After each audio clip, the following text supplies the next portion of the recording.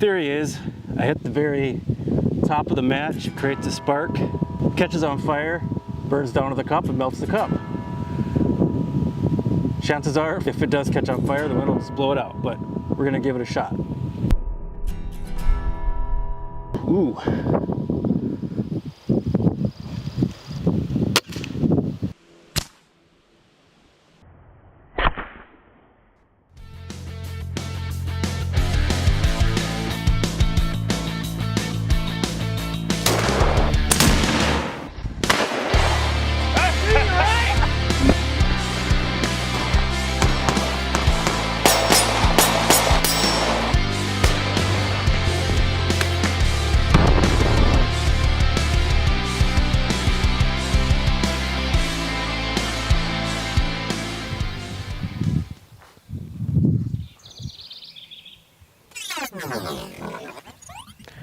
Welcome back to the compound and welcome back to my channel. Today we're just going to have some fun shooting the Gamo Swarm Magnum Gen3i in 22 caliber. And we're just going to do some accuracy tests, some speed tests, maybe even a penetration test. And for the pellet lineup today we have some Crosman Premier Ultra Magnum. We got some Gamo Swarm hollow point, I guess made just for this gun. And then I also have some Barracuda Hunter Extreme H&N. And I have some Gamo Redfire. We'll compare each one. We'll do some accuracy tests first. And of course we got to do some plinking. That's the most important part, right? We'll do a little shooting at 20 yards, 30 yards, 50 yards, maybe even 100 yards. Just see what this thing is capable of. And there are some questions that do need to be answered, such as, will I be able to replicate my stunt of shooting a bug off a Miracle Whip jar? Can I shoot a can of shaving cream at 100 yards? Can a Gamo Swarm Magnum Gen3i shoot the flame out of a candle? Can I light a match at 10 paces? This does come with a 3 to 9 by 40 scope, and I wanted to show you something about this rail here. This is a recoil reduction rail. Now, pros and cons, or at least a couple of them. With this recoil reduction rail, you can't actually just put the scope anywhere you want on this rail. You got to put it right here, because I'm not going to take my scope off to show you. I already have it mounted, but there's a hole in the rail here, and then there's a stop pin underneath your scope, and that stop pin has to go in the hole. Now, the pro to that is it actually will help anchor this scope so it doesn't shift around on you. And there's also a stop piece right here to keep the whole thing from moving, creeping, what have you. Now, the con is you have to mount the scope here. So if you want to bring this scope back towards your eye so that you have the appropriate eye relief to your comfortability, then you're going to have to do it via the scope rings. You're going to want to loosen those scope rings and bring this scope back. But the thing is, I have this scope brought all the way back, and I still feel like I'm straining to get my eye up to the scope.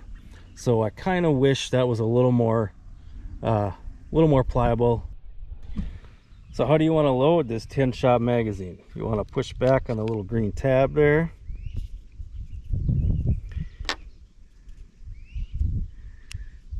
Hold it like that. And you want to drop it in like that. You just want to make sure that your pellet's all the way in there. And you don't want to load it skirt first. You want to load it head first, like that. And again, make sure they drop all the way in there. You don't want them sticking out. You also have a shot indicator here to tell you what number you're on, how many shots you have left. And to put it back in, just start back here, click it in. That's simple. We'll just start off with the Crosman Ultra Magnum 14.3 at 20 yards.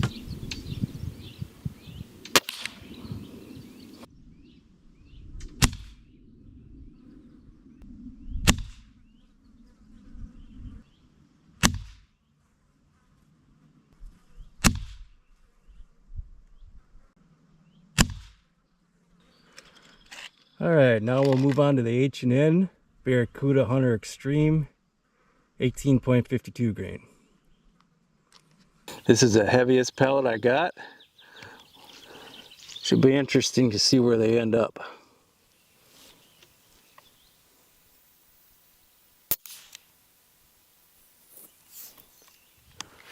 Hitting high.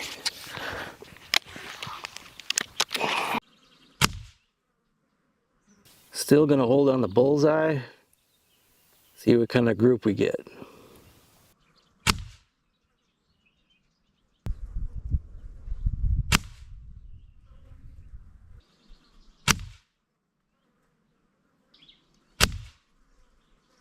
Guys, this gun loves H&N Barracuda Hunter Extreme 18.52 grain.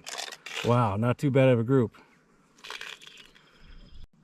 Moving on to Gamo Redfire. Gamo Redfire, extreme accuracy. Let's just see how extreme.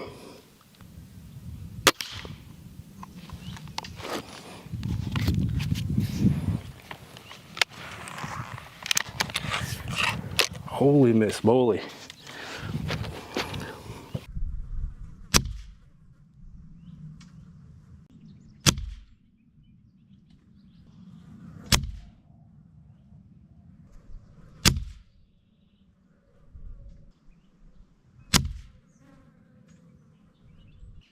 Gamo Swarm, hollow point.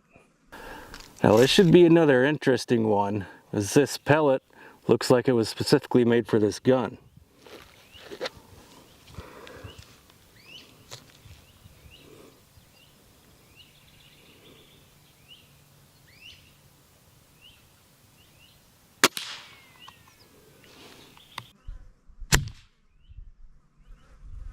I'm almost tempted to try to hit one of those flies.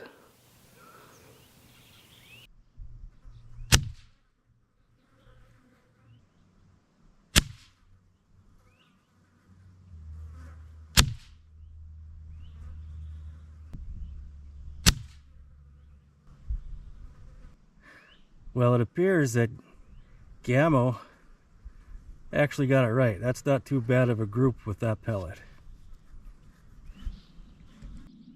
So as you might have guessed, I zeroed this rifle with the Gamo Swarm. Not too bad of a group at all. Of course, that's not a shot. That was a nick that was there before. Gamo Redfire, not too bad. At least I stayed in the 10 ring there. Crossman, stayed in the 10 ring anyway. But the clear winner is H&N. Suffice to say, that's the clear winner. That gun likes that particular pellet, and it likes heavier pellets. So I think I might even re-zero it, stock up on this particular pellet, because once you find it, right? Sometimes it's the shooter, sometimes it's the gun, sometimes it's the ammo. Sometimes you just need to find which ammo your particular gun likes. So I think we'll take the winner here, and we'll move back 30 yards and see if we get a similar group or if it opens up on us a little bit. Okay, we're back at 30 yards, and I'm just going to leave the original group up there without pasting over it, just for a reference. I'm going to hold right on the bullseye again, and let's see what happens.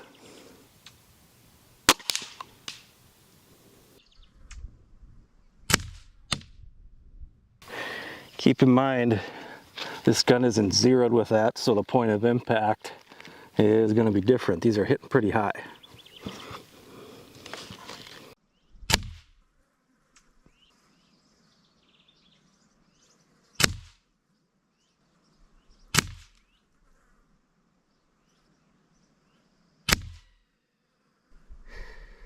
So yeah, it appears our group did open up a bit.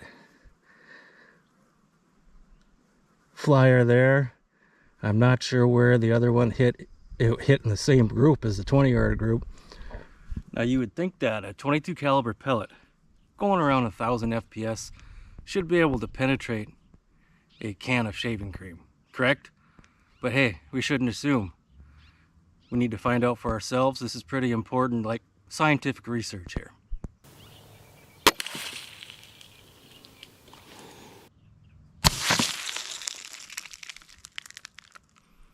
Our next experiment is going to involve velocity and energy versus mass, and the displacement of that mass, namely super chill cola.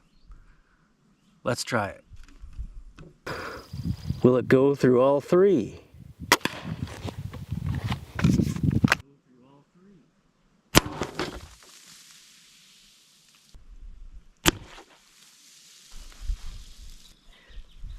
Well, no, it did not. It just went through one. Let's go ahead and try that experiment again.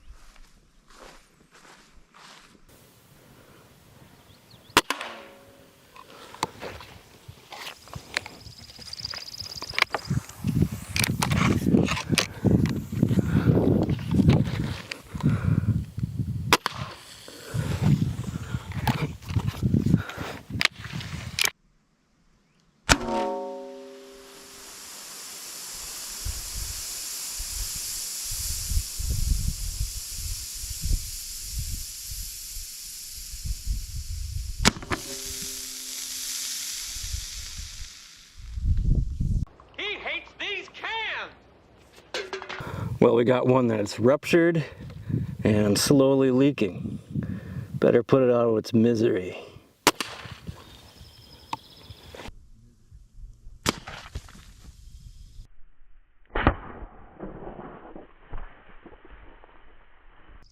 And now for the moment we've all been waiting for, Miracle Whip. I was doing a review not too long ago on a Gamo varmint velocity rifle, and in it I just so happened to hit a tiny red bug that was on the side of a Miracle Whip jar. And funny thing about it is, some people may say, oh, I didn't see no tiny red bug, but if you watch it on a laptop you can see it, and if you're on your phone you can actually enlarge it and see it. It's blurry, but you can definitely see it scurrying alongside of the Miracle Whip jar. And I just so happened to pop that bug. Now I'm going to try to replicate that. Yeah, I know spiders are way bigger than that aphid size red bug, but I don't know if I'm going to be able to ever do that again. Besides, spiders are funner to shoot.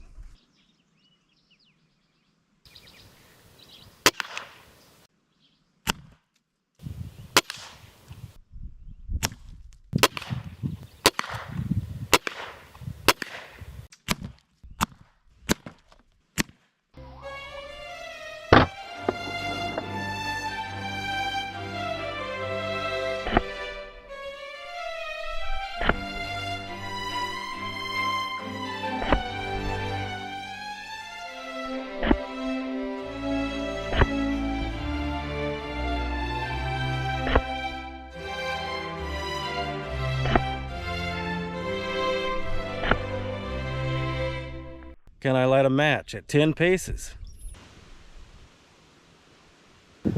Well, we got a storm coming and the wind's starting to pick up. So I don't think we're gonna do the candle trick anymore. And I'm not so sure about this one. Theory is, I hit the very top of the match, it creates a spark, catches on fire, burns down to the cup and melts the cup. Chances are, if it does catch on fire, the wind will just blow it out, but we're gonna give it a shot. And I don't know if this could totally be a myth. I don't know, maybe it's just something they did in the old Western movies. Light a match at 10 paces distance. Ooh.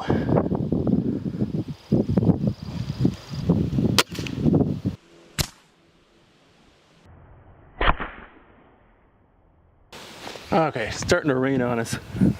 Okay, so we had a couple of cells go through. Pretty wet out here now, but it's all over now, so we can finish the video. Woohoo! So advertised speed is about 1300 FPS, but of course that's probably with alloy. Let's go ahead and I'm just going to shoot a few crossmen just to get an idea of what we're getting with these pellets today. My guess, somewhere between 800 to 1000. $8.99. 915. 911. 893. So I'm set up at 100 yards, and that tiny red dot you see downrange, that's a silhouette target. And I'm just going to take some shots and see if I can even hit the darn thing. And of course, here comes the cat.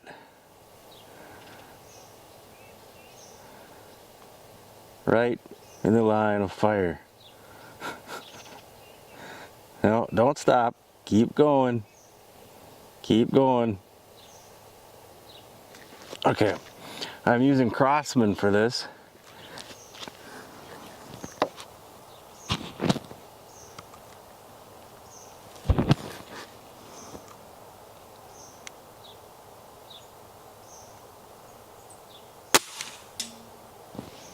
Hit.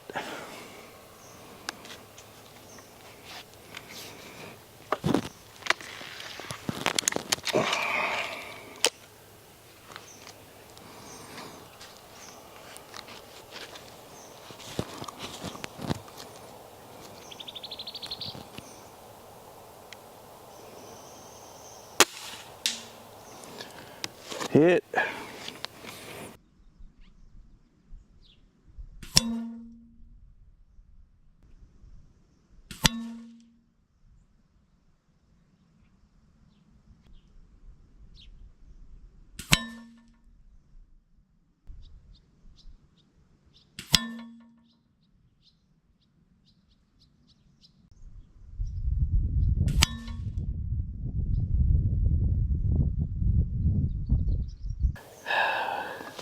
Put my Chris Kyle shoes on.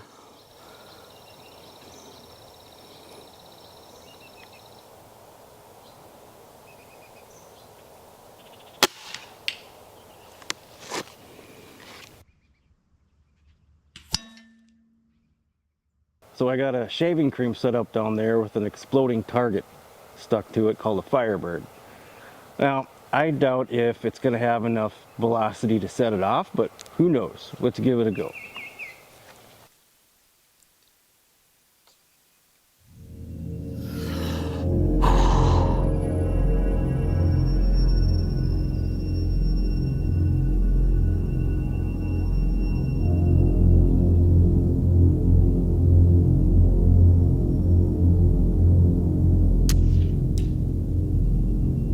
What the crap?